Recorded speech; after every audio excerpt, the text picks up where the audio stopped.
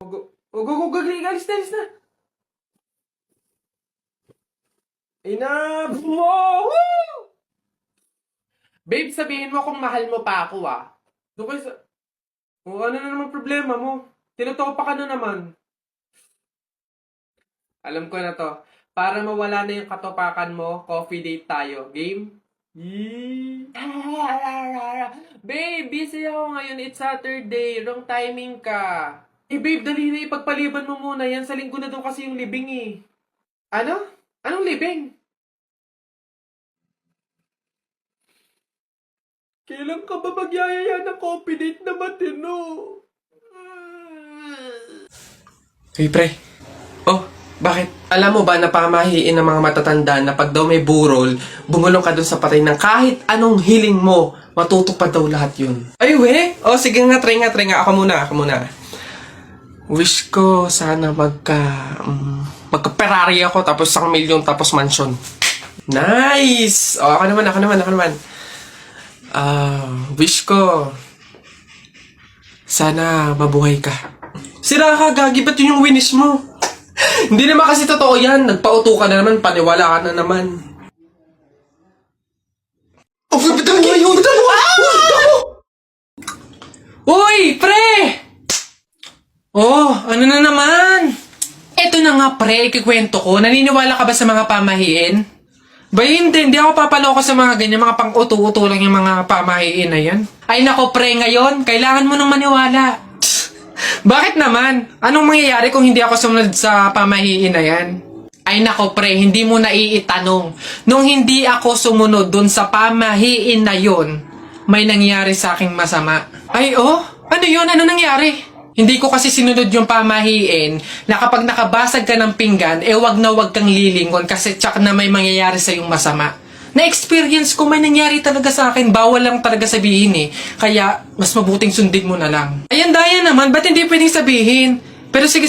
Ano yung pamahiin? Pag nakabasag ako ng pinggan, wag akong titingin sa likod kasi may mangyayari sa aking masama. Sige, noted. Susundin ko yung pamahiin na yan. Nay, anong ulam?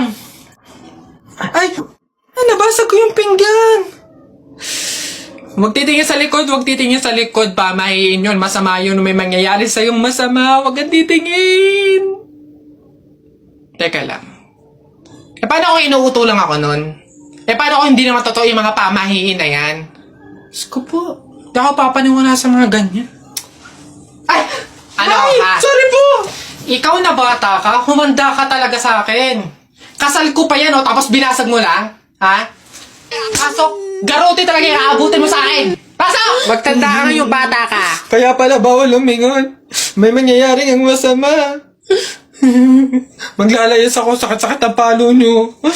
Miss Rufa, totoo po bang wala kayong kinalaman sa nangyaring isyong ito? Yes, Your Honor.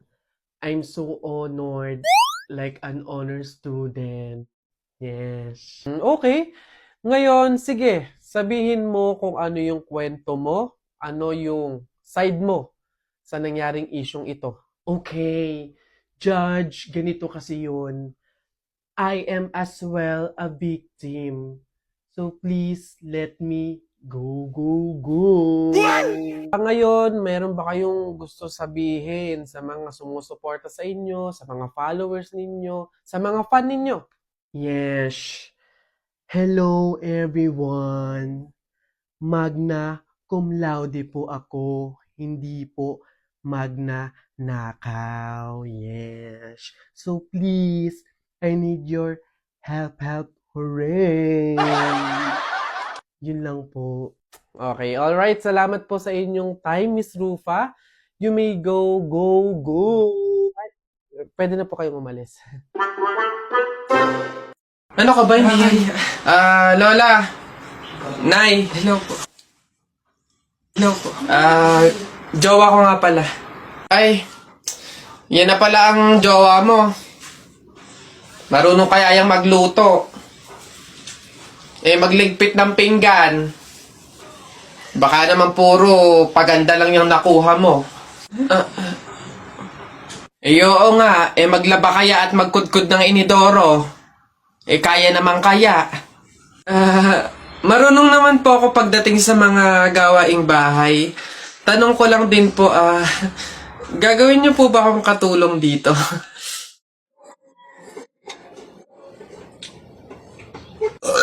Uy, pre, wala na tayong kanin. Humingi ka na. Only rice naman to, eh. Dali na. Ba't ako? Ikaw na, pre. Nakakaya. Baka sabihin patay gutom pa ako, eh. Ikaw na, kaya mo na yan. Wala, nakakaya ba naman? Kanin. Gagi, pre, relaxan mo. Hindi ka narinig.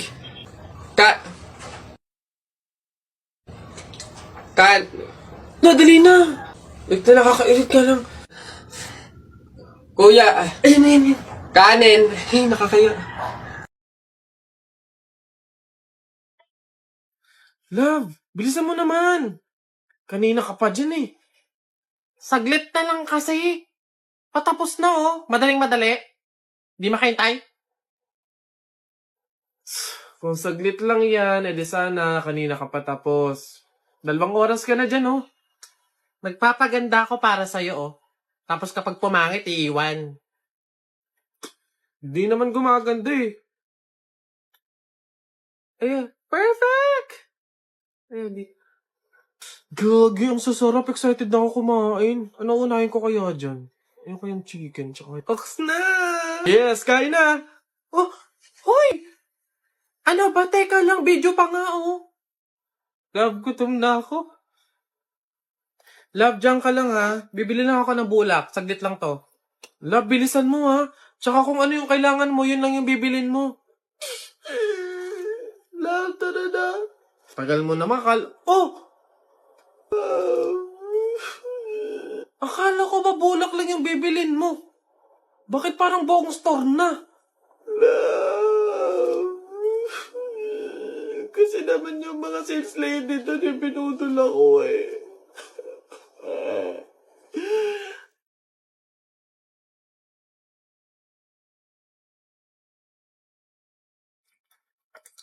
Lab, mahal mo pa ba ako?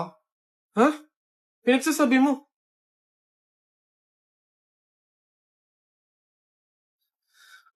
Aray ko! Ano ba? Maghiwalay na nga tayo. Feeling ko may iba ka na eh, no?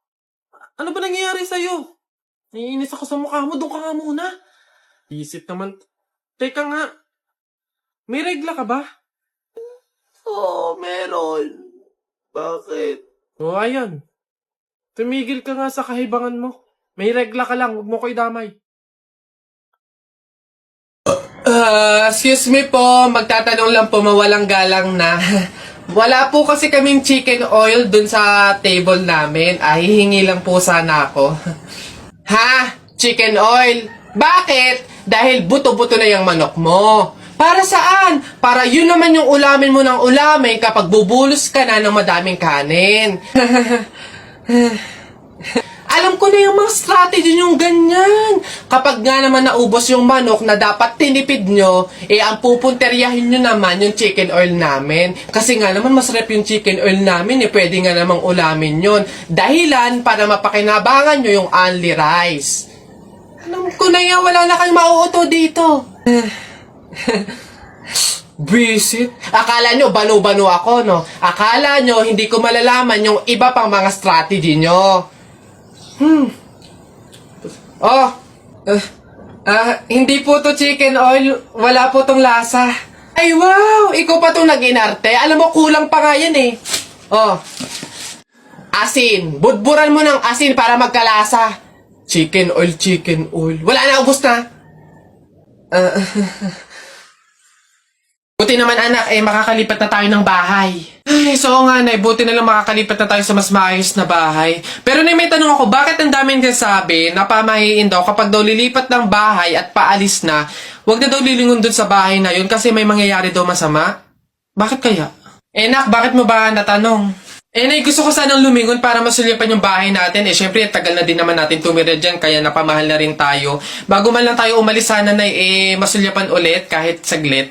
Ay, hindi anak. Sige lang, lumingon ka lang. Hindi naman tayo naniniwala sa mga pamahiin na yan, di ba? Walang mangyayaring masama, panigurado, promise. Sige, Nay.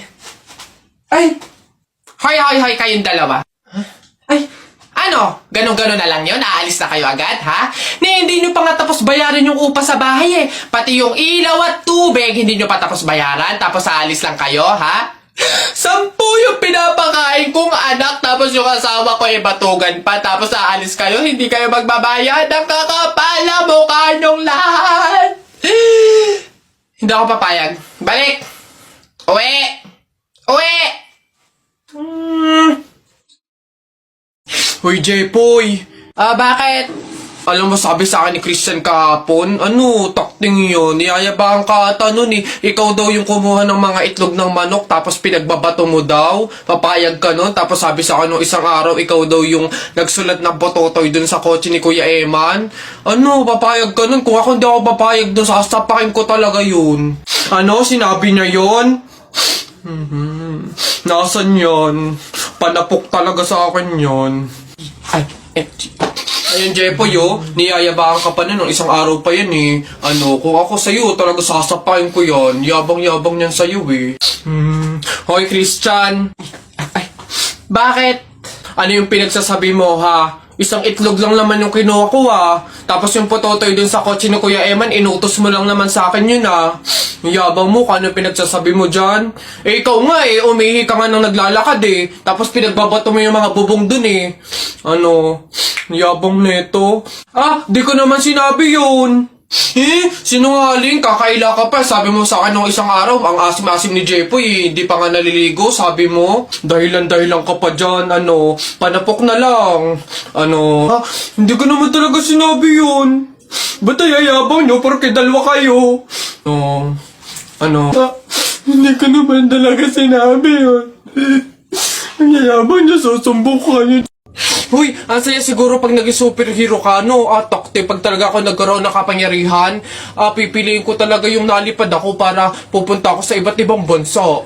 Lalo ako, talaga, para maging superhero ako, pipiliin ko kapangyarihan yung malakas yung katawan, talaga bubuhati ko yung mga building, yung mga sasakyan, tsaka masasapa ko na si Hulk. Kayo mga kapangyarihan yung napapangit ang babado, yung sa akin talaga malupit, astig. Pag ako naging superhero, talaga kapangyarihan ko yung invisible, talaga para pag naliligo si Crush si pabili pa! Ano ba yun natutulog? Ano ba yun? Soft drinks nga po, tapos paki-plastic po, ito po yung bayad. Soft drinks, wait lang. Teka lang teka lang.